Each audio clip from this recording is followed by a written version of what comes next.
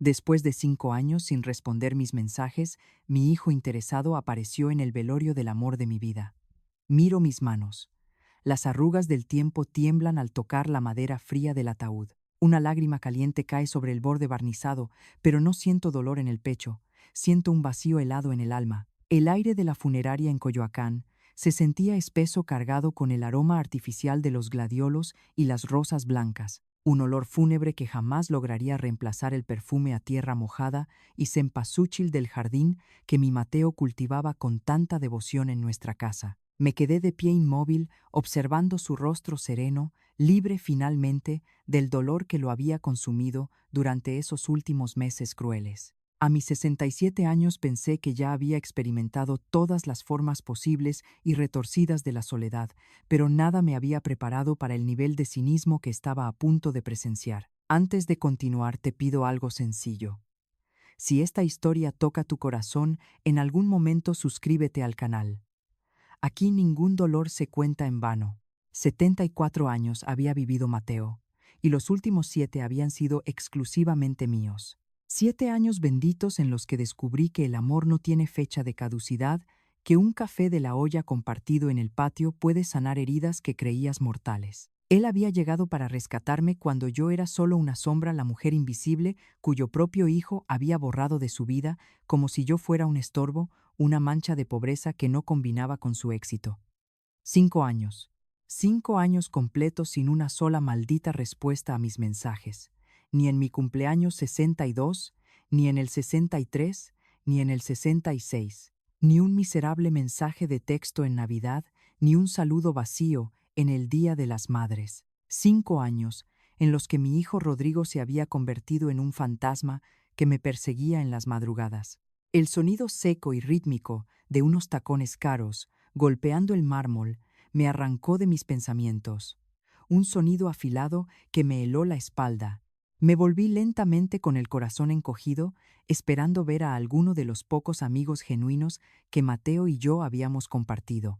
Tal vez a la señora Lupita del mercado o al doctor Herrera, pero no, era él. Rodrigo caminaba por el pasillo de la funeraria, pisando fuerte como si fuera el dueño absoluto del lugar, exhibiendo esa arrogancia inconfundible que siempre tuvo. Tenía 42 años, ahora luciendo algunas canas en las sienes, y un traje negro impecable, seguramente de corte italiano y de miles de pesos. Sus zapatos de diseñador brillaban bajo las luces tenues, pero la oscuridad real venía de quien lo acompañaba. A su lado caminaba Valeria, su esposa. Una mujer rubia, de 38 años, delgada, como un alfiler, con ese tipo de belleza plástica y artificial que solo las tarjetas de crédito sin límite pueden comprar.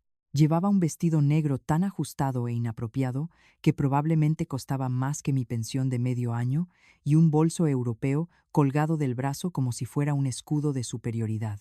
Se detuvieron a unos metros de mí, a una distancia calculada. Rodrigo me miraba de arriba a abajo, esa misma expresión fría de sus años de adolescencia, evaluándome, calculando qué versión de sí mismo le daría más ventajas en esta situación. Valeria, en cambio, ni siquiera se molestó en ocultar su desprecio. Sus ojos escaneaban la sala, valorando cada arreglo floral, cada silla, como un buitre calculando el peso de la carroña. Mamá, dijo Rodrigo finalmente. Esa única palabra sonó como metal oxidado en su boca. No hubo un hola, no hubo un abrazo cálido, no hubo un siento mucho tu pérdida. Solo mamá, pronunciado como un trámite frío y burocrático. La garganta se me cerró. Sentí algo rompiéndose de forma definitiva dentro de mi pecho. No era tristeza, era una claridad terrible, afilada como un cristal roto. Durante esos 5 años me había engañado creyendo que mi hijo estaba muy ocupado, pero verlo ahí, en el velorio del hombre que me salvó la vida, me confirmó la verdad más cruel. Mi hijo solo aparece cuando huele que hay dinero sobre la mesa. Rodrigo, respondí manteniendo mi voz tan firme y neutral como la suya. No le iba a regalar ni una sola de mis lágrimas. No le iba a dar el gusto de verme rota frente a esa mujer que me miraba como si yo fuera la empleada del servicio. Valeria dio un paso al frente, extendiendo una mano con manicura francesa impecable. Señora Carmen, siento mucho su pérdida. Soy Valeria, dijo con una voz fingida y dulce que me dio náuseas. Deberíamos habernos conocido antes, pero ya sabe cómo son estas cosas familiares, siempre tan complicadas. La ironía de sus palabras me cruzó la cara como un latigazo. Cosas familiares complicadas. Así justificaba 5 años de desprecio absoluto, como si el abandono de una madre fuera un simple descuido en su apretada agenda de alta sociedad. Estreché su mano un segundo. Sus dedos estaban congelados a pesar del calor. Valeria respondía secas. No dije que era un placer porque no lo era. Ella retiró la mano y sin el más mínimo pudor comenzó a caminar alrededor del ataúd, clavando sus ojos en las flores. ¡Qué arreglos tan hermosos! Debieron costar una pequeña fortuna. Los gladiolos blancos no son nada baratos, murmuró, lanzándome una mirada de reojo. Ahí estaba el veneno. Ni siquiera habían pasado 5 minutos frente a un muerto, y ya estaba sacando la calculadora, evaluando cuánto de su posible herencia me había gastado yo en despedir a mi viejo. El que siembra desprecio termina cosechando humillación. Ellos no sabían que detrás de mi aparente sumisión yo guardaba un secreto que estaba a punto de destruir su arrogancia pedazo a pedazo. El olor a gladiolos blancos y cempasúchil se mezclaba de forma grotesca con el perfume importado de Valeria, creando una atmósfera sofocante. Mientras ella seguía calculando el precio de cada corona floral con la mirada afilada de un tasador, Rodrigo se acercó al ataúd. Adoptó una postura encorvada, bajando la cabeza en un gesto de luto tan falso que casi me provocó una carcajada amarga. Pero un detalle lo delató. Mientras fingía persignarse, sus dedos se desviaron para ajustar el nudo de su corbata de seda. Un movimiento rápido, frío, mecánico. No estaba despidiendo a un hombre, estaba preparándose para una reunión de negocios. En ese pequeño roce de tela vi la verdadera monstruosidad de mi hijo. Había esperado que al menos frente a la muerte sintiera un ápice de respeto, pero su alma estaba tan vacía como sus bolsillos emocionales. El silencio pesaba, y yo me tragué la bilis esperando el primer golpe. Se veía muy cómodo contigo, mamá, susurró Rodrigo, rompiendo la quietud con esa voz ensayada que usaba para manipular. Me da gusto que hayas tenido compañía en estos años. Compañía. La palabra me apuñaló el estómago. Mi Mateo no era un perro faldero ni un pasatiempo de jubilada. Había sido el hombre que me sostuvo cuando las madrugadas en Coyoacán se volvían insoportables por la ausencia de mi propio hijo. El hombre que me preparaba café y me compraba flores sin motivo. Reducir 7 años de amor puro a una simple compañía era su forma miserable de invalidar mi vida, de decirme que a mis 67 años yo solo servía para cuidar ancianos. Mateo era un buen hombre, respondí con la voz seca cortante. No le iba a regalar una sola lágrima ni una justificación. El que siembra desprecio cosecha el olvido. Mi mente repetía esa frase mientras lo miraba a los ojos, esos ojos oscuros que una vez amamante y que ahora solo destilaban avaricia pura. Si alguna vez te has sentido invisible dentro de tu propia familia, quédate conmigo y suscríbete. ¿Desde dónde me estás escuchando ahora? También sientes que tu voz es silenciada por aquellos que deberían amarte, Valeria, cansada de fingir que le importaban las flores. Se acercó a nosotros cruzando los brazos sobre su vestido, entallado. Debe ser desgastante, señora Carmen, dijo, arrastrando las sílabas con esa condescendencia típica de las mujeres que creen que el dinero compra la clase. ¿Atender a un hombre mayor hasta el final? Pero bueno, los hombres de la generación de don Mateo solían ser muy responsables. Seguro dejó todo en orden para no dejarle problemas. ¿Verdad? Ahí estaba.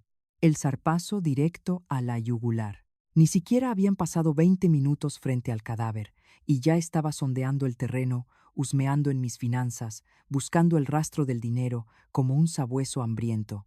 Las manos me temblaban de indignación, pero las escondí en los bolsillos de mi abrigo negro. Yo que había pagado cada clavo de ese funeral con mis ahorros de meses, que había elegido los gladiolos porque eran los favoritos de Mateo, ahora tenía que soportar el escrutinio de una extraña que calculaba mi patrimonio. Mateo era muy organizado, me limité a decir, usando el silencio como un escudo de hierro. Rodrigo, notando la impaciencia de su esposa, decidió quitarse la máscara de hijo afligido. Se acercó un paso más, invadiendo mi espacio personal, y me tomó del brazo. Sus dedos estaban calientes, pero su tacto me dio escalofríos. Se sentía como el toque de un cobrador de deudas. Mamá, debe ser muy difícil para ti estar sola ahora con todos estos asuntos que resolver, murmuró enfatizando la palabra asuntos. Asuntos. Otra palabra clínica y fría, para referirse a la casa que compartimos, a los recuerdos en el patio, a las decisiones legales que ahora pesaban sobre mis hombros. Me las he arreglado bastante bien sola estos 5 años, Rodrigo, le solté de frente como una bofetada sin mano. Su sonrisa se congeló por una fracción de segundo. Él sabía perfectamente a qué me refería. Yo había aprendido a pagar mis cuentas, a reparar las goteras y a sobrevivir sin él. Pero ahora mágicamente, porque había una herencia flotando en el aire, yo me convertía en una anciana frágil que necesitaba supervisión. Valeria y Rodrigo intercambiaron una mirada rápida, una de esas comunicaciones silenciosas y venenosas de las parejas que conspiran juntas. Fue un destello de complicidad perversa que me revolvió el estómago. «No lo tomes a mal, mamá», insistió Rodrigo bajando el tono de voz para que los demás dolientes no escucharan. «Solo queremos asegurarnos de que no te aprovechen». Mateo tenía testamento, cierto. La pregunta cayó en medio de la sala fúnebre, como una moneda de plata golpeando el suelo. Directa, desnuda, obscena. Ya no había disfraces de luto ni abrazos de consuelo. Era pura y física codicia. Los miré a ambos, la pareja de buitres, esperando que yo confirmara si el banquete estaba servido. «Sí tenía testamento», respondí lentamente. Los ojos de mi hijo brillaron con un destello oscuro y fugaz. Una pequeña y siniestra sonrisa asomó en la comisura de los labios de Valeria. Ellos creían que habían ganado la lotería. No sabían que detrás de mi rostro cansado se ocultaba el plan maestro de Mateo. La trampa estaba puesta y ellos, cegados por la avaricia, acababan de dar el primer paso hacia su propia destrucción. Regresar a la casa en Coyoacán después del velorio fue entrar a una tumba de recuerdos vivos. Me quité el abrigo negro, sintiendo el peso físico de los últimos 5 años cayendo de golpe sobre mis hombros cansados. 1825 días tragándome el polvo del olvido. Me senté en la silla de mimbre del patio, esa donde Mateo y yo tomábamos nuestro café de la olla cada mañana, y cerré los ojos. La memoria es un animal cruel que siempre muerde cuando más duele. Recordé mi cumpleaños 62 con una claridad que me asfixiaba. Había horneado un pastel de 3 leches, el favorito de Rodrigo. Esperé sentada en la sala hasta las 11 de la noche mirando la pantalla del celular hasta que se apagó por completo. Cuando llamé al día siguiente, una grabación de la operadora indicó que el número no estaba disponible. Mi propio hijo, el niño al que le curaba las rodillas raspadas, me había bloqueado. Me había borrado de su existencia con la misma facilidad y frialdad con la que se tira la basura a la calle. El dolor de esa noche no fue un golpe limpio. Fue un veneno lento que me pudrió el pecho durante meses. Rodrigo no se alejó por una gran pelea familiar o un malentendido. Se alejó porque yo simplemente ya no le era útil. La última vez que lo vi, antes de su desaparición, estábamos en esa misma sala. Él llevaba un reloj suizo nuevo, brillante, pesado y arrogante. Le pedí ayuda para arreglar una humedad en el techo de mi cuarto. Me miró con una frialdad de hielo seco y me soltó las palabras como si fueran un escupitajo en la cara. «Mamá, no tengo tiempo para tus achaques de señora vieja. Contrata a un albañil, no soy tu empleado». Esas fueron sus últimas palabras hacia mí. Achaques de señora vieja. Así resumió una vida entera de sacrificios, de lavar ropa ajena, hasta que me sangraban los nudillos para poder pagarle la universidad privada que tanto exigía. Y luego el silencio absoluto. Un silencio tan pesado y oscuro que me ahogaba en las madrugadas, haciéndome dudar hasta las lágrimas de si alguna vez fui una buena madre. Pero entonces, cuando esta casa vieja amenazaba con derrumbarse sobre mi soledad, llegó Mateo. Yo compraba flores de cempasúchil para el altar de muertos, llorando a escondidas porque sentía que la verdadera muerta en vida era yo. Él se acercó con esa sonrisa amable, enmarcada por arrugas sabias, y me ofreció un pañuelo de tela. No me hizo preguntas invasivas, ni me miró con lástima barata. Solo me invitó un pan dulce, un café, y me escuchó. Mateo me rescató de los escombros de mi propia maternidad destruida. Me enseñó paso a paso que el amor verdadero no cobra facturas de culpas, no te hace sentir como una carga inútil y sobre todo no te abandona a tu suerte cuando más lo necesitas. Recuerdo la tarde en que me puso el anillo de oro en el dedo. No fue una propuesta de matrimonio de película, fue un pacto inquebrantable de lealtad absoluta. Estábamos bajo la sombra del níspero en el patio. Tomó mis manos, esas manos mías ásperas, y manchadas por los años de cloro, y las besó con una devoción que me hizo temblar entera. Carmen, no puedo borrar los años que te robaron, me susurró, mirándome a los ojos con ternura, pero te juro por mi vida que nunca más vas a volver a ser invisible.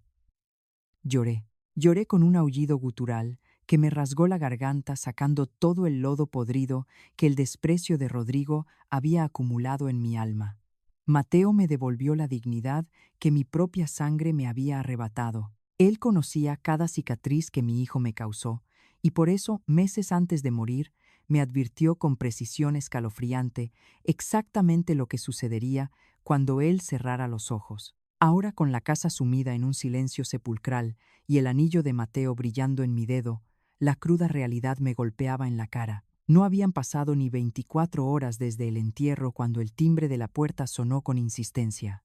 Rodrigo y Valeria no se habían ido de la ciudad como haría cualquier doliente. En lugar de eso, se instalaron en mi vida como si tuvieran las escrituras de mi destino en sus manos. Valeria entró a mi cocina, mi santuario sagrado, cargando una cafetera carísima, y sin pedir el más mínimo permiso, comenzó a mover mis cazuelas de barro, reorganizando mis gabinetes con un descaro enfermizo e insultante. «Tienes esto hecho un desastre, señora Carmen», dijo Valeria arrugando su nariz operada al ver mis frascos de especias tradicionales. Una mujer de su edad necesita tener las cosas más accesibles.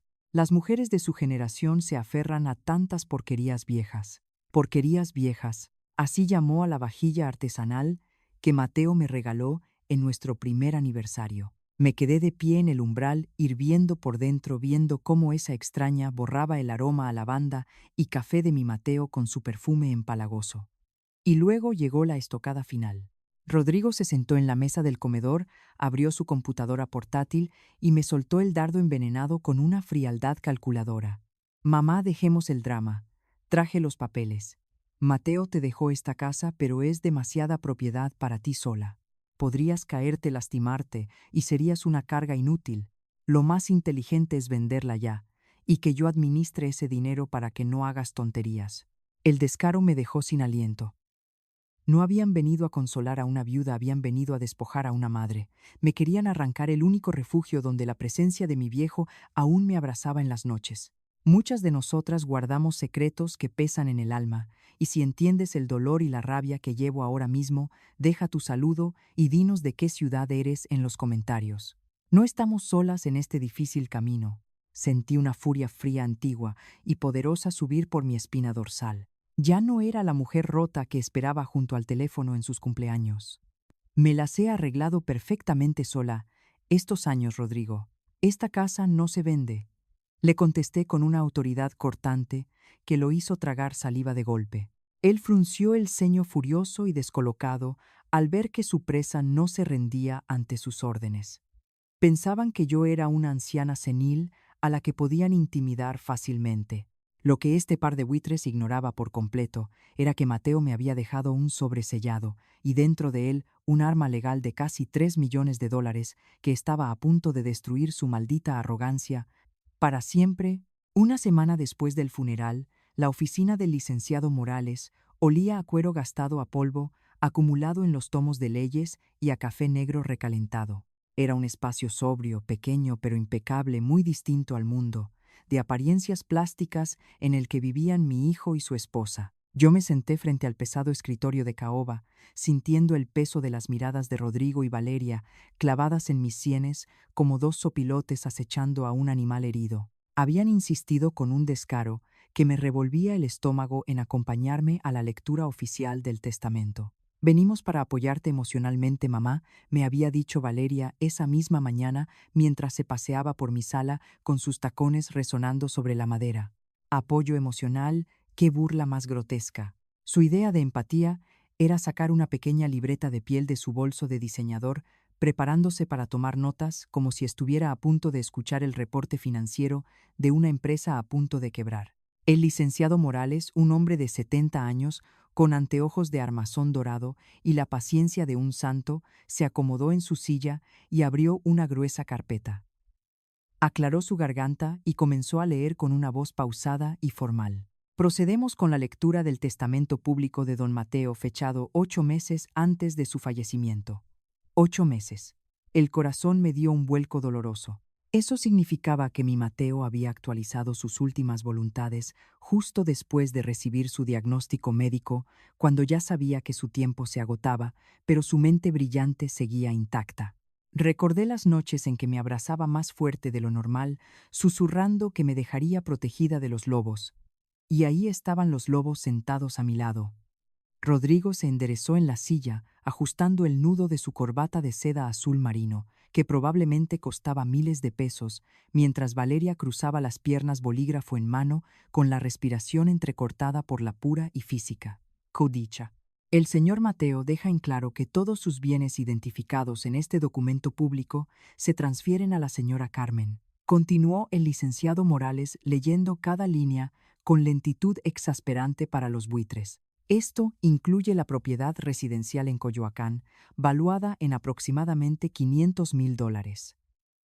De reojo, vi cómo la mano de Valeria volaba sobre el papel, anotando frenéticamente el valor de mi hogar. Aquella casa donde yo había sembrado cada flor, y donde aún resonaba la risa de mi esposo, para ella era solo un número con ceros a la derecha. Asimismo se transfiere el vehículo plateado y las cuentas de inversión registradas, sumando un valor aproximado de $235,000. Sentenció el abogado. En total el patrimonio rondaba los $735,000. No era la inmensa fortuna de los magnates, pero era un patrimonio lo suficientemente grande como para cambiarle la vida a cualquiera, especialmente a un hijo que llevaba 5 años fingiendo que yo estaba muerta. El silencio que siguió a la declaración fue tenso, casi eléctrico. Rodrigo parpadeó frunciendo el ceño con una intensidad que delataba su confusión. «Eso es todo», soltó de pronto, sin poder contenerse, y luego dándose cuenta de su propia ordinariez, intentó disfrazarlo. «Me refiero a que no hay ambigüedades legales.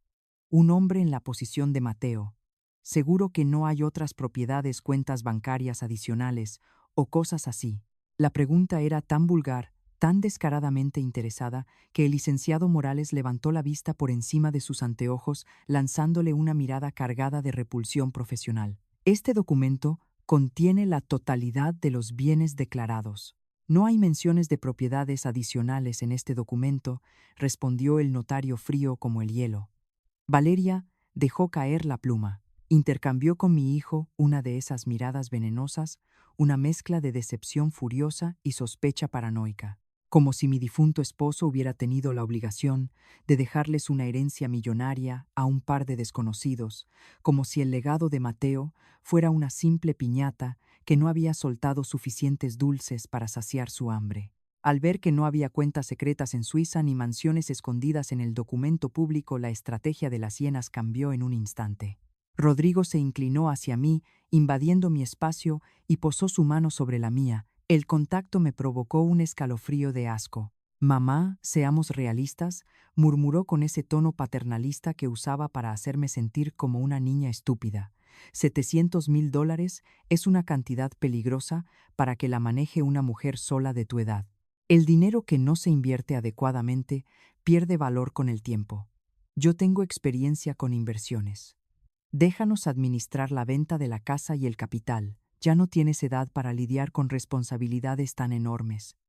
Mi sangre hirvió. 5 malditos años sin una sola llamada para saber si tenía para comer o para pagar la luz, y ahora, en menos de una hora, se ofrecía voluntariamente a ser el guardián de mi chequera. Me consideraba una anciana decrépita, incapaz de sumar 2 más 2, a pesar de que yo había administrado mi propia vida con más dignidad que él, su supuesta riqueza. Retiré mi mano de la suya lentamente, mirándolo directo a esos ojos llenos de avaricia. «He manejado mis finanzas responsablemente durante muchos años», Rodrigo le respondí con una calma tan afilada que casi podía cortar el aire pesado de la oficina. «No voy a tomar decisiones apresuradas». Valeria bufó por lo bajo, apretando la mandíbula al ver que la vieja tonta no firmaba un poder notarial en ese instante. Salimos de la oficina y caminamos hacia el estacionamiento bajo el sol implacable de Coyoacán. Ellos seguían parloteando sobre consolidar cuentas y actualizar seguros, tratándome como si yo fuera un simple vehículo para su nuevo fondo de retiro. Yo solo asentía sonriendo por dentro. Lo que esta pareja de estafadores emocionales no sabía, lo que el mismo abogado no mencionó porque no era parte del testamento público, era que mi Mateo me había entregado un sobresellado 6 meses antes de morir. Un sobre que contenía las llaves de un infierno financiero hecho a la medida para los hijos ingratos, y yo estaba a punto de abrirles la puerta de par en par. La invitación a cenar llegó envuelta en papel de celofán brillante por fuera, pero barata y vacía por dentro. Era la primera vez en 5 largos años que mi hijo me abría las puertas de su casa, una construcción moderna, en un fraccionamiento exclusivo de la Ciudad de México, que apestaba a deudas y apariencias. Entré pisando pisos de mármol frío, recibida por el abrazo calculado de Valeria. Su perfume floral me asfixiaba casi tanto como su falsa sonrisa de nuera abnegada. Todo en esa casa estaba diseñado para impresionar a los demás: las columnas innecesarias, los muebles de diseñador que parecían intocables, y las copas de cristal cortado. Pero el ambiente era tan gélido que me calaba los huesos. Me senté en la mesa del comedor, sabiendo perfectamente que no me habían invitado para compartir el pan, sino para tasarme como a una res en el matadero. El menú de la noche no era pollo ni vino tinto. El verdadero platillo principal era mi herencia, y ellos afilaban los cuchillos. Valeria no estaba sola en su teatro de sombras. Había traído refuerzos. A la mesa se sentó Jimena, su hermana mayor, una mujer de 30 y tantos con el cabello rubio cenizo y esa expresión de amargura permanente que se les queda a las personas que sienten que la vida les debe un favor que nunca se han ganado. Desde el primer momento en que nos sirvieron el vino, Jimena clavó sus ojos en mí con una desfachatez absoluta. «¿Y ya pensó qué va a hacer con tanto dinero, señora Carmen?», lanzó la primera pedrada, sin siquiera darme tiempo de probar el bocado. Rodrigo carraspeó fingiendo incomodidad, pero no la detuvo en absoluto. Era evidente que estaban jugando al policía bueno y al policía malo. Las casas grandes en Coyoacán se llenan de polvo y son un peligro para las mujeres de su edad, continuó Valeria, arrastrando las palabras con ese tono condescendiente que me hervía la sangre. Mi edad. Otra vez usaban mis 67 años como sinónimo de invalidez mental. Mantuve la compostura, cortando mi carne con una lentitud que a ellos los desesperaba. Pero Jimena, impaciente por ver sangre, decidió dejar las sutilezas a un lado. Se inclinó sobre la mesa con una sonrisa torcida que no le llegaba a los ojos, y soltó la frase que hizo que el tiempo se detuviera. «Hay que admitirlo, señora Carmen. Los hombres ricos de 60 años escasean bastante en el Livina mercado. Usted sí que sabe calcular bien sus movimientos, ¿verdad?». El comedor quedó en un silencio sepulcral. Se escuchaba únicamente el zumbido de la vinera eléctrica al fondo. Me estaban llamando cazafortunas vividora en la propia cara de mi hijo y él. Él simplemente tomó un sorbo de su copa, validando el insulto con su silencio cobarde.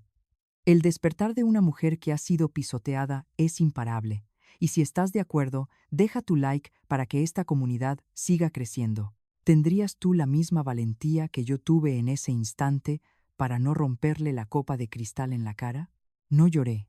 Hace 5 años me habría desmoronado por completo, habría salido corriendo a llorar a mi cuarto, preguntándome en qué fallé como madre para criar a un monstruo. Pero la mujer que estaba sentada en esa mesa ya no era la madre sumisa que ellos recordaban. Era la viuda de Mateo, un hombre que me enseñó a no agachar la cabeza ante nadie. Levanté la vista lentamente, miré a Jimena directo a las pupilas y esbocé una sonrisa fría, afilada como una navaja. Una sonrisa que los descolocó por completo. «Mateo y yo nos encontramos cuando no buscábamos a nadie», respondí con una voz tan serena que les dio escalofríos. A veces, las fortunas más grandes llegan a las manos de quienes no andan mendigando el dinero ajeno. La cara de Jimena palideció de golpe, y Valeria tragó saliva con dificultad. Había devuelto el golpe sin levantar un solo decibel de mi voz, y el impacto fue devastador. Rodrigo, viendo que su plan de intimidación psicológica se desmoronaba, intervino con esa falsa preocupación filial que ya me daba repulsión física. «Mamá, no lo tomes a mal, es solo que queremos protegerte. Una propiedad tan grande, los impuestos, el mantenimiento, todo eso es demasiado abrumador. Conozco a unos asesores financieros excelentes. Si vendemos la casa ahora que el mercado está en alza, yo puedo mover ese capital por ti. Te compro un departamentito lindo a tu medida, y del resto yo me encargo para que tengas ingresos pasivos. Ahí estaba la trampa final desnuda sobre la mesa. Querían despojarme de mi santuario de la tierra donde aún florecían los cempasúquiles de Mateo para meter el dinero en sus cuentas bancarias y dejarme arrumbada en un cajón de cemento esperando la muerte. En ese preciso instante, mientras observaba a mi hijo mover las manos intentando convencerme de entregarle mi vida, en una bandeja de plata, mi alma se liberó por completo. La última cadena invisible que me ataba a la culpa materna se rompió en 1000 pedazos. Me di cuenta de que el niño dulce que crié, el que se raspaba las rodillas jugando en la calle, estaba muerto. El hombre de traje caro que tenía enfrente era solo un parásito con mi misma sangre. Voy a tomarme mi tiempo para decidir. Rodrigo, le contesté, manteniendo mi máscara de serenidad, alimentando su falsa esperanza de control. Salí de esa casa envuelta en la noche de la ciudad, respirando el aire frío, con una claridad mental absoluta.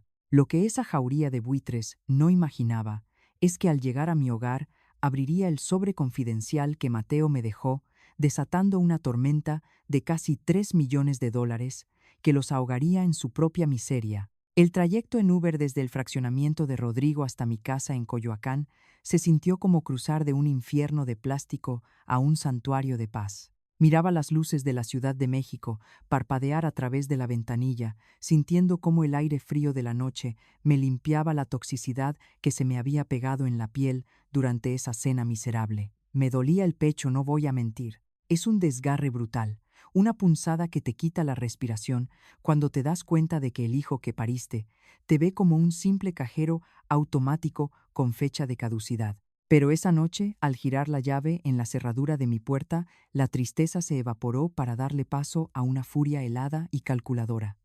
Ya no iba a derramar una sola lágrima por alguien que me había puesto precio. Fui directo a mi habitación, ignorando el cansancio que me pesaba en los huesos.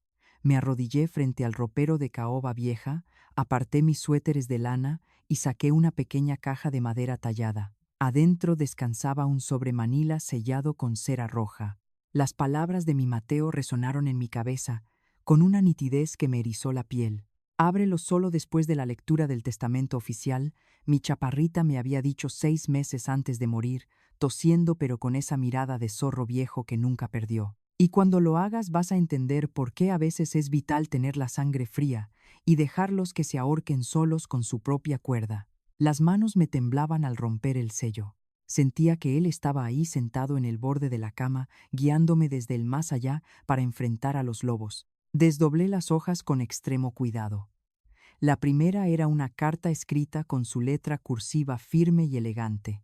Leí la primera línea y un nudo se me formó en la garganta. Carmen, mi amor, si estás leyendo esto es porque los sopilotes ya comenzaron a sobrevolar nuestra casa. Una lágrima solitaria traicionó mi entereza cayendo sobre la tinta azul.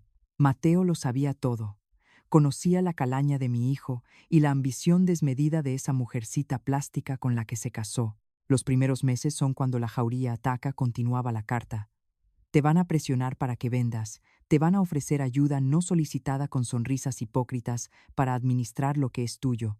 No les des nada, déjalos que muestren el cobre, que revelen la miseria de sus intenciones, y cuando estés lista para darles el tiro de gracia, usa esto. Debajo de la carta había un documento legal notariado en el estado de Texas, repleto de sellos oficiales y firmas en inglés. Empecé a leer las cláusulas y mi corazón comenzó a latir tan rápido que pensé que se me saldría del pecho. No era una simple cuenta de ahorros. Mateo, el hombre sencillo que regaba las macetas en camiseta de tirantes, había establecido una fundación privada a mi nombre, la Fundación Benéfica Mateo y Carmen. Y el monto, tuve que frotarme los ojos y contar los ceros 3 veces porque mi mente no lo procesaba. $2.800.000, casi $3 millones. Una fortuna monumental, construida durante décadas de inversiones silenciosas e inteligentes. La casa de Coyoacán y el coche no eran más que migajas, una simple carnada, para mantener entretenidos a los muertos de hambre de Rodrigo y Valeria, mientras el verdadero tesoro estaba blindado. Pero la verdadera genialidad de mi difunto esposo no radicaba en la cantidad absurda de dólares, sino en el mecanismo perverso y hermoso que había diseñado para protegerme. El documento detallaba una cláusula anticoacción que era una obra de arte. La leí en voz alta, saboreando cada palabra como si fuera un dulce de leche. Si la beneficiaria principal reporta cualquier forma de presión, manipulación psicológica o acoso familiar para acceder a estos fondos, se activarán protecciones inmediatas. ¿Qué significaba eso? Que si mi hijito querido intentaba obligarme a firmar papeles o a declararme senil, el fideicomiso detonaría una bomba nuclear. Se emitirían órdenes de restricción automáticas y hasta el último centavo pasaría inmediatamente a organizaciones de caridad. No verían ni un peso partido por la mitad. Me reí. Una carcajada sonora, ronca y liberadora que rebotó en las paredes de mi cuarto vacío. Mateo había diseñado la ratonera perfecta, y Rodrigo y su arpía ya estaban adentro, relamiéndose los bigotes creyendo que el pedazo de queso era gratis. Esa noche dormí como no lo hacía desde hace 5 años. Dormí con la tranquilidad de una reina que sabe que tiene el jaque mate escondido en la manga. Al amanecer preparé mi café de la olla, tomé mi teléfono y le envié un mensaje corto y directo a mi hijo Rodrigo. He pensado en lo que me dijeron en la cena.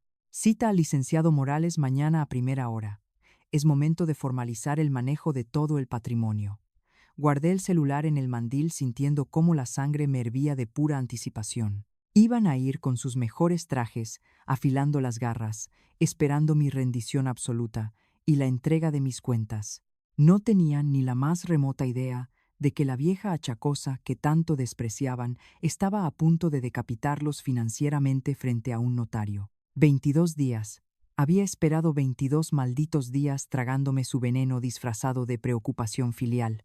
La oficina del licenciado Morales olía al mismo café rancio de siempre, pero el aire vibraba con una electricidad diferente.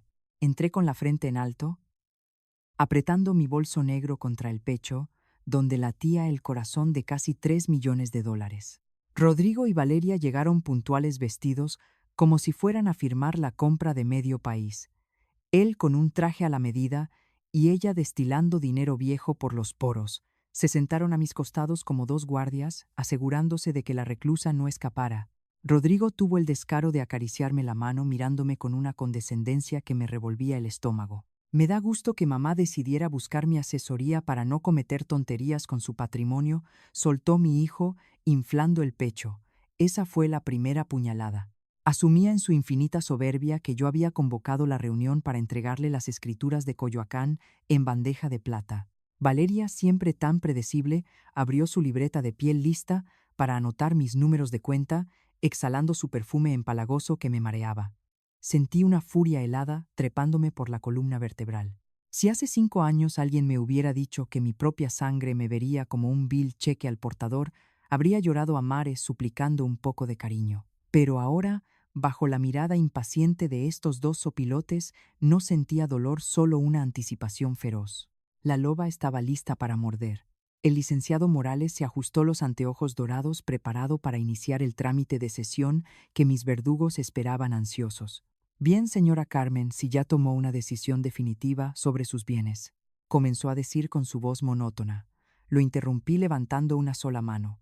El silencio cayó como una guillotina en la pequeña oficina. Abrí mi bolso lentamente saboreando la confusión que empezaba a asomar en sus caras y deslicé sobre el escritorio de caoba la carpeta con los sellos del estado de Texas. Antes de firmar nada, licenciado, quiero que revise este documento adicional que mi esposo dejó fuera del testamento público, anuncié con un tono de puro hierro.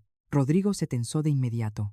Su sonrisa de niño bueno se borró de tajo, reemplazada por un pánico genuino y mal disimulado. ¿Qué documento, mamá? No hay nada más que discutir, siseó intentando arrebatar la carpeta con un manotazo. Pero el viejo abogado fue más rápido. Morales abrió el archivo, sus ojos expertos recorriendo las firmas notariadas en inglés y las hojas membretadas. El silencio se volvió tan espeso que literalmente asfixiaba. Es una fundación privada, susurró el abogado visiblemente impactado. Establecida de forma irrevocable hace 3 años. La Fundación Benéfica Mateo y Carmen, con activos totales por $2.800.000. La cifra detonó en la oficina como un cañonazo en plena cara. El impacto fue brutal, casi cinematográfico. Valeria soltó su carísimo bolígrafo de oro que rebotó ruidosamente contra el piso de madera y su boca formó una patética letra O de incredulidad absoluta. Rodrigo parecía haber sido atropellado por un tráiler sin frenos. Parpadeaba frenéticamente intentando procesar que la vieja achacosa, a la que había ignorado durante 5 años, estaba sentada sobre una fortuna monumental. Eso es una vil mentira. Casi 3 millones. ¿Por qué diablos no sabíamos nada de esto? Estalló Valeria, perdiendo toda su falsa elegancia de niña bien de las lomas. Su voz chillona traicionaba la desesperación cruda de quien ve un cofre lleno de oro y nota que le han cambiado la cerradura en sus narices. Porque las fundaciones privadas operan de manera totalmente independiente, Valeria le contesté con una calma sepulcral que la enfureció 1000 veces más. Mi Mateo las estableció específicamente para proteger sus activos principales de, digamos, ciertas complicaciones familiares indeseables. La frase aterrizó justo en medio de ellos como un balde de ácido muriático. Rodrigo apretó los puños la vena del cuello saltándole a punto de estallar por la furia contenida. Sabía perfectamente que el dardo iba directo a su yugular. Mamá, esto es una reverenda locura. Tú eres la única beneficiaria de todo ese capital, me exigió saber, olvidándose por completo del teatro del hijo devoto y amoroso. Así es, intervino el licenciado Morales, fascinado por la jugada maestra del difunto. La señora Carmen tiene acceso absoluto a los fondos y la autoridad total para su administración. Además, hay cláusulas sumamente estrictas de protección contra coacción externa. Mi hijo sudaba frío pasándose las manos por el cabello engominado. De pronto el departamentito humilde y de mala muerte que querían comprarme con las obras de la casa de Coyoacán les debió parecer el peor insulto del planeta. Estaban parados frente a una emperatriz y la habían tratado como a una limosnera. Vi en tiempo real cómo el engranaje de la codicia cambiaba de velocidad en la mente retorcida de mi hijo. Forzó una sonrisa torcida que parecía más una mueca de dolor agudo. Bueno, mamá, esto lo cambia todo el panorama. Con casi 3 millones vas a necesitar más que nunca mi ayuda. Los impuestos, las carteras de inversión. Somos familia. Yo me encargo de protegerte, balbuceó extendiendo las manos sudorosas en un intento desesperado y patético de recuperar el control perdido. Me dio un asco tan profundo que casi me revuelve el estómago. Lo miré fijo a los ojos, recordando aquellas noches oscuras, llorando su ausencia, su rechazo sistemático. Familia. La familia no te tira a la basura como un trasto viejo para regresar, arrastrándose de rodillas solo cuando huele el aroma de los billetes verdes. Me puse de pie lentamente alisando mi falda negra, mirándolo desde arriba como a un miserable insecto. El momento del perdón había caducado hacía un lustro. Ahora solo quedaba la hora de la ejecución. Me quedé de pie mirando desde arriba al hombre de traje impecable que alguna vez llevé en mi vientre. Rodrigo tenía las manos extendidas hacia mí, temblando ligeramente con esa máscara de hijo devoto, pegada a su rostro sudoroso. Mamá, con casi 3 millones de dólares necesitas mi protección, había dicho con una desfachatez que me revolvió el estómago. ¿Protección de quién? De él mismo. Miré sus ojos dilatados por la avaricia y sentí una punzada de asco profundo. Era increíble cómo la lealtad de un hijo podía comprarse tan rápido cuando olía el rastro de los billetes verdes. El perfume caro que usaba se mezclaba con el sudor frío de su desesperación. Por un segundo una voz diminuta en mi interior, esa maldita culpa materna con la que nos crían a las mexicanas, me susurró que le diera una oportunidad que al fin y al cabo era mi sangre. Pero luego recordé las madrugadas en vela, los cumpleaños en silencio y el desprecio clasista de su mujer. No, la sangre no te da derecho a ser un parásito chupasangre. Valeria, al ver que mi rostro no se suavizaba como ella esperaba, decidió intervenir. Se acomodó el cabello rubio y me lanzó una mirada que intentaba ser suplicante, aunque sus pupilas de arpía la delataban por completo. Apretó su bolso de diseñador hasta que los nudillos se le pusieron blancos. Señora Carmen, sea razonable, chilló con esa voz aguda que me daba dolor de cabeza. Entendemos que don Mateo quería protegerla, pero seguramente también habría querido que usted cuidara de su propia familia. Rodrigo es su único hijo, su heredero natural, no puede dejarnos fuera de esto. La palabra familia en su boca sonaba a la peor de las blasfemias. Me incliné hacia ella, apoyando las manos sobre el escritorio de caoba del licenciado Morales, y le clavé una mirada que la hizo encogerse en su silla. Rodrigo no me dirigió la palabra durante 5 malditos años. Valeria le escupí con una voz tan fría y cortante que hasta el abogado se removió incómodo en su asiento. 5 años en los que este grandísimo cobarde no supo si yo estaba viva, muerta, comiendo o mendigando en la calle.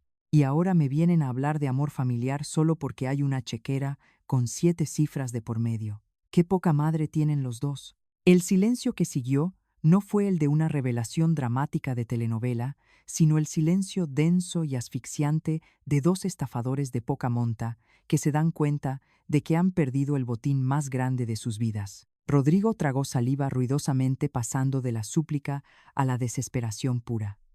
Mamá, los errores del pasado no tienen que definir nuestro futuro. Podemos arreglar esto, te lo juro, balbuceó, intentando agarrar mi brazo de nuevo con sus dedos helados. Me zafé de su agarre con brusquedad, sintiendo repulsión al contacto. Tienes toda la razón, Rodrigo, le contesté con una sonrisa afilada como un cuchillo carnicero. El pasado no define el futuro, y mi futuro ya está perfectamente blindado. Le hice una señal al licenciado Morales, quien con una eficiencia admirable y un brillo de satisfacción en los ojos sacó otra hoja del expediente de la fundación. La cláusula séptima del fideicomiso, leyó el abogado ajustándose los lentes dorados, establece que si la beneficiaria principal reporta cualquier tipo de presión, manipulación o acoso familiar para acceder a estos fondos, se activarán protecciones legales automáticas. Esto incluye la transferencia total e irrevocable del capital a organizaciones benéficas previamente designadas por el finado don Mateo. La mandíbula de Rodrigo cayó al suelo con un peso plomizo.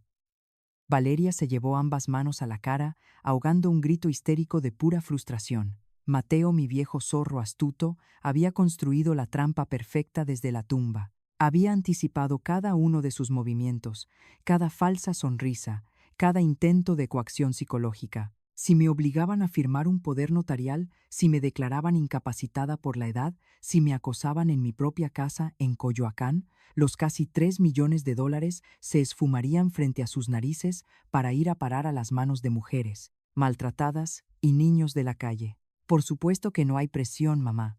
Nosotros jamás haríamos algo así, susurró mi hijo pálido como un cadáver, dándose cuenta de que estaba atado de manos y pies por la brillantez de un hombre al que siempre menospreció. Lo sé perfectamente, le respondí, recogiendo mi bolso negro con una parsimonia que los volvía locos. Y por eso mismo, para asegurar que no caigan en la terrible tentación de molestarme o cuidarme, traje un regalito más para la pareja feliz. Saqué el último documento de mi carpeta y lo dejé caer justo frente a sus ojos desorbitados. Era una orden de restricción preventiva.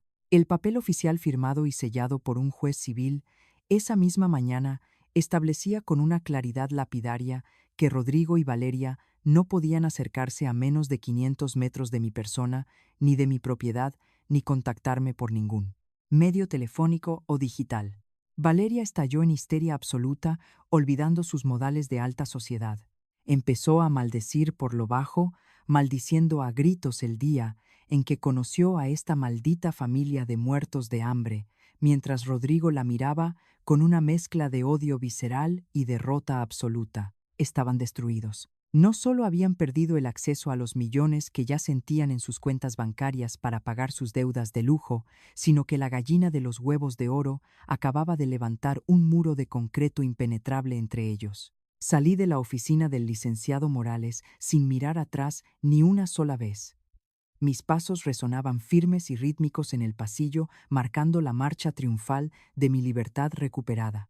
Detrás de mí solo dejaba los gritos agudos de una pareja que empezaba a devorarse a sí misma, culpándose mutuamente por haber subestimado a la vieja viuda. Al pisar la calle y sentir el sol abrasador de la Ciudad de México calentándome el rostro, escuchando el bullicio lejano del tráfico, respiré profundo, llenando mis pulmones de aire limpio. La justicia a veces es un plato que se sirve frío, pero Dios sabe qué sabroso sabe cuando por fin te lo comes a cucharadas llenas. Al salir de la notaría del licenciado Morales, no necesité voltear atrás para saber que el baño de sangre acababa de comenzar. A través de las pesadas puertas de cristal, presencié el espectáculo más patético y liberador de mi vida. La fachada prístina de su matrimonio de alta sociedad se resquebrajó en el instante exacto en que los casi $3 millones se esfumaron de su alcance. Valeria ya no era la dama refinada de las lomas de Chapultepec. Era una fiera acorralada en un callejón escupiendo veneno. Eres un reverendo inútil, un muerto de hambre, igual que tu madre. La escuché chillar golpeando el pecho de mi hijo, con su carísimo bolso de diseñador, ese mismo que usaba como trofeo de una vida que no podían pagar. Rodrigo, despojado de su sonrisa arrogante, lucía como un niño asustado y patético, intentando agarrarle las muñecas para callarla. Ver la implosión de un amor construido puramente sobre tarjetas de crédito y esperanzas de herencia me quitó de golpe la pesada piedra de la culpa materna que había cargado durante años. No sentí ni una gota de lástima. La lástima es un lujo que no te puedes permitir cuando te han tratado como a un cajero automático desechable. Días después, a través de los murmullos de la ciudad y las discretas actualizaciones del notario, la asquerosa verdad salió a la luz. Valeria y Rodrigo estaban ahogados en deudas hasta el cuello con el agua, a punto de taparles la nariz. Habían hipotecado su supuesta vida perfecta confiando ciegamente en que la muerte de mi Mateo sería su boleto de lotería salvador. Debían meses de su lujosa camioneta, los bancos los acosaban por las tarjetas reventadas y su matrimonio se sostenía sobre la frágil y perversa promesa de que la vieja senil les cedería todo sin chistar. Al arrancarles esa red de seguridad, los dejé en caída libre hacia su propia miseria. Saber que ahora tendrían que esconderse de los despachos de cobranza, en lugar de estar eligiendo cortinas nuevas para mi casa, me provocó una satisfacción oscura, casi pecaminosa, pero absolutamente deliciosa. Esa misma tarde regresé a mi santuario en Coyoacán. Al cruzar el umbral, el silencio de la casa no me abofeteó con la hostilidad de la soledad, sino que me recibió con el abrazo cálido de una guerra ganada. Me preparé un café de la olla aspirando profundo el vapor con aroma a canela y piloncillo y me senté en la silla de mimbre del patio. Miré los cempasúquiles y las bugambilias que Mateo y yo habíamos plantado con las manos llenas de tierra. Por un instante, una punzada de duda me desgarró el pecho. Estaba cometiendo un error al querer vender los muros que albergaron mi rescate emocional. Era una traidora por querer huir de la ciudad y dejar atrás el jardín de mi esposo. Mi mente se debatía en una guerra civil entre la lealtad a los ladrillos y la promesa de libertad que Mateo me dejó en aquel fideicomiso. Pero entonces, acariciando la taza de barro caliente, la revelación me golpeó con fuerza. Mateo no me dejó una fortuna para que me atara a un hermoso mausoleo de cemento. Me la dejó para que me comprara alas. Comencé a empacar esa misma semana. No fue una mudanza ordinaria, fue una purga espiritual, un exorcismo de todos los demonios que me habían mantenido anclada a las expectativas ajenas. Guardé solo lo esencial: las fotografías de nuestros viajes a Oaxaca, el reloj de bolsillo dorado de Mateo y un par de sus camisas que aún conservaban su loción. Todo lo demás, los muebles pesados, la vajilla que Valeria había tachado de porquerías viejas, lo doné a un albergue de mujeres que escapaban de la violencia doméstica. Mientras metía mi ropa en cajas de cartón, las palabras de mi hijo en aquella última cena resonaron en mi cabeza como un eco ponzoñoso. Te compro un departamentito lindo a tu medida, y del resto del dinero yo me encargo. Querían confinarme a un rincón polvoriento, mientras ellos se daban la gran vida, con la sangre de mi esposo.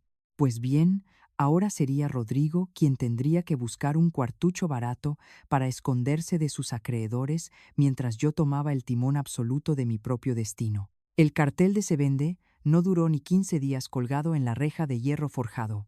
Vendí la casa de Coyoacán por un precio más que justo, inyectando ese capital directamente a la fundación. No para hacerme más rica, sino para acumular más municiones de bondad contra la avaricia del mundo. El día que le entregué las llaves al nuevo dueño, no sentí que abandonaba a Mateo. Su esencia venía conmigo tatuada en la resiliencia de mi alma. Subí a mi coche, un sedán modesto y confiable que no gritaba lujos, pero me daba total independencia. En el asiento del copiloto viajaba mi única compañía, un gato callejero y tuerto que había rescatado del mercado días atrás, al que bauticé irónicamente como Milagro. Mientras encendía el motor, mi teléfono vibró salvajemente dentro del bolso. Era un número desconocido, pero mis entrañas me gritaron que era Rodrigo, seguramente rogando perdón, arrastrándose desde el fondo de su ruina, porque Valeria, como buena sanguijuela, lo había abandonado al ver las cuentas en ceros. Mi dedo tembló a 1 milímetro de la pantalla. Podía contestar, escuchar su voz quebrada y regodearme en su miseria. Pero no lo hice.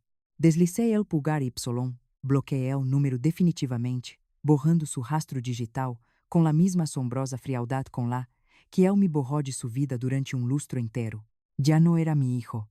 Era un extraño al que alguna vez le di la vida, pero que había elegido su propia muerte espiritual.